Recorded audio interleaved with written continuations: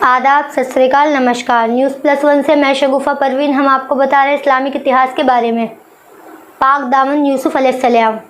जब हज़रत यूसुफ जवान हुए तो उन्हें अल्लाह ताला ने इल्म व हिकमत सूझबूझ भी खूब दी। जुलेखा तो अब जानो दिल से उन पर फिदा थी। अजीज़े मिस्र की वसीयत के मुताबिक उसने उनके लिए 70 जोड़े रंगारंग के तैयार किए, सजा सजाया ताज उनके सर पर रखा। इस तरह वे हज़रत यूसुफ की मोहब्बत में रहने लगी। पाक दामन यूसुफ अलैहिस्सलाम। जब यूसुफ अलैहिस्सलाम के इश्क की आग जुलेखा के दिल में धूल धूल कर जलने लगी तो अब मिलन की तमन्ना भी उसके दिल में अंगड़ाई लेने लगी।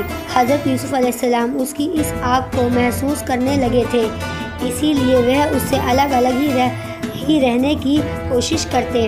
उनकी यह हरकत जुलेखा से छिपी ना रही। वह जितना ही इस आग से जल रही थी, हज़रत यूसुफ अलैहिस्सलाम की बेनियाज़ी से उसे गम भी होने लगा था। ये गम इतना बढ़ा कि सुख का कांटा हो गई। जब दाई ने जुलेखा की यह हालत देखी तो उसने पूछा, क्या बात है? जुलेखा ने अपनी मोहब्बत और यूसुफ की बेनियाज़ी उसे बताई। वह हैरान रह गई, बोली, पूरा शहर तो तेरे दीदार को तरसे और यूसुफ तुझसे कतराए। ये कैसी अजीब बात है। आखिरकार उसके सिखाने पर उसने एक महल बनवाया और उसके दर व दीवार में यूसुफ और जुलेखा को नक्श कर दिया। फिर उस मकान को हर तरीके से खूब सजाया जैसे कि कोई बड़ा मेहमान आने वाला हो। फिर जुलेखा एक दिन फुर्सत पाकर तख्त पर बैठी और यूसुफ अलैहिस्सलाम को बहाने से तलब किया और अपने पास बिठाकर निहायत बेकरारी से अपनी ख्वाहिश पूरी करने को कहा। हज़रत यूसुफ अलैहिस्सलाम इस मंज़र से बहुत परेशान हुए। बोले, अज़ीज़ का मेरे ऊपर एहसान है, उसने पनाह दी है। यह कैसे मुमकिन है कि मैं अपनी ख्वाहिश से उसकी इज़्ज़त को दागदार करूं? फिर यह कि मैं बनी इसराइल से ताल्लुक़ रखता हूँ, हज़रत इब्राहीम के ख़ानदान में हूँ, ऐसी हराम चीज़ों पर कैसे जुर्रत कर सकता हूँ? जुलेखा ने उनकी एक मजबूरी भी सुनकर ना दी। जितनी ही हज़रत यूसुफ बचने की कोशिश करते वह और बेपर्दा होकर अपना इश्क जाहिर करती। कहती, तू अगर मेरी ख्वाहिश पूरी कर देगा, खुदा तेरा गुनाह माफ़ कर देगा। गरज उसका परचाना बहुत तेज़ी से आगे बढ़ा। शैतान ने भी अपना जाल फैलाया। हज़रत यूसुफ के मन में एक लम्हे के लिए जज्बा पैदा हुआ, लेकिन फ़ौरन हज़रत याकूब की शक्ल उन्हें नज़र आ गई।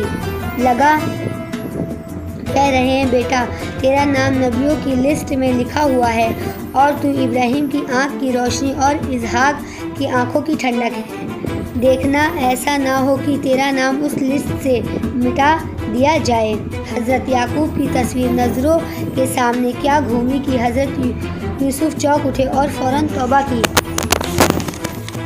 इसी तरह कुछ कहते हैं कि इसी बीच हज़रत यूसुफ की नज़र उस खलवल में एक पर्दे पर पड़ी।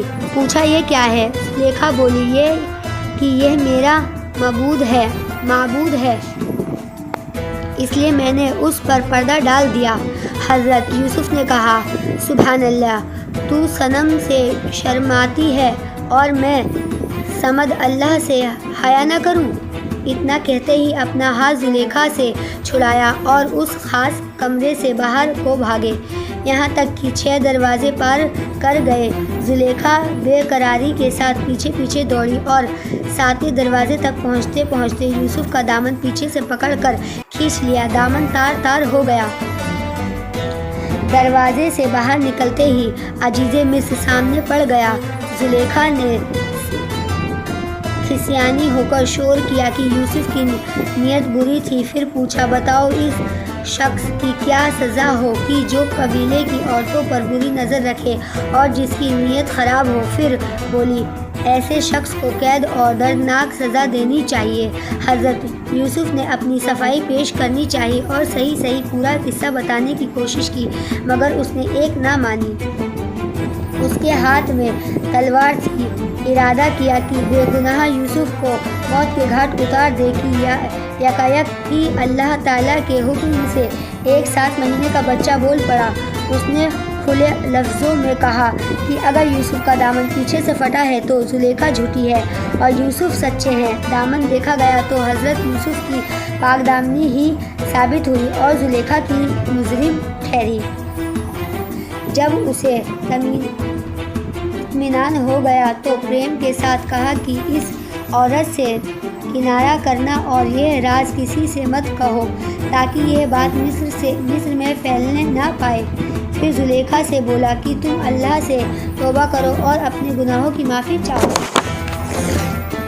لیکن وہ تو کہاوت ہے کہ عشق اور مشق پیچھا نہیں رہ سکتا۔ یہ بات کچھ ہی دنوں میں پورے ملک میں پھیل گئی اور مصر کی عورتوں نے وقت با وقت تانے دینے شروع کر دیے کہ زلیخا اپنے غلام میں سے عشق بازی کرتی ہے اور وہ اسے خاطر میں نہیں لاتا۔ تب زلیخا نے سوچا کہ منہ بند کرنے کے لیے ایک بڑی دعوت کی جائے، سب کو بلایا جائے، پھر یوسف کو سب کے سامنے لا کر اس کے حسن کا تماشا سب کو دکھائے اور اس پردے میں اپنی مجبوری اور بے قصوری کو ظاہر کرے۔ پھر کیا تھا، دعوت کی گئی، شہر کی عزت دار بیویاں شریک ہوئی، مسند تکیے گدے سجے، ہنسی ٹھٹے اور چہل شروع ہو گئی۔ پھر زلیخا نے ہر ایک کے ساتھ میں چھری پھلوں کے ساتھ اسے کاٹنے کے لیے تھما دی۔ اسی بیچ زلیخا نے اس 14ویں کے چاند کو جسے دیکھنے کو سورج بھی بے قرار رہتا تھا بلایا۔ جب یوسف علیہ السلام داخل ہوئے اور ملامت کرنے والیوں کی نظر ان پر پڑی تو انہیں زلیخا پر ہی الٹے ترس آیا اور غلطی مان لی۔ جب انہوں نے ارادہ کیا کہ پھل کاٹے، وہ اختیار ہو کر سب نے اپنے اپنے ہاتھ کاٹ لیے اور بے ہوش ہو کر زمین پر گر پڑی۔ سبھوں نے یہ آواز ایک ساتھ نکالی کہ ما ھذا بشر ان ھذا الا ملک کریم، یہ تو انسان نہیں، ایک عزت دار فرشتہ ہے۔ زلیخا نے جب یہ دیکھا تو ان سے بولی، دیکھو جس کی محبت میں تم مجھ کو ملامت کرتی تھی، وہ فتنہ یہ ہے کہ تم اپنے کو سنبھال نہ سکی، حالانکہ تمہیں صرف ایک جھلک ملی تھی۔ اس نے کہا، ہم کیا کرتے، اب تو ہمیں اپنی ملامت پر شرمندگی کے علاوہ اور کچھ نہیں، تو سچ میں غلطی پر نہ تھی۔ زلیخا نے کہا، اب تو تم سب حقیقت جان گئی ہو اور مجھے بھی بے خطا سمجھ رہی ہو، اس لیے اب تمہارے لیے ضروری ہے کہ تم سب میرے حق میں دعا کرو۔ پھر وہ سب دعا دیتی ہوئی اپنے اپنے گھروں کو واپس چلی گئی۔ ہمارے چینل کو لائک کریں، شیئر کریں اور سبسکرائب کریں اور بیل آئیکن کی گھنٹی کو دبانا نہ بھولیں تاکہ ہماری آنے والی ویڈیو کی سبھی نوٹیفیکیشن آپ کو ملتی رہیں۔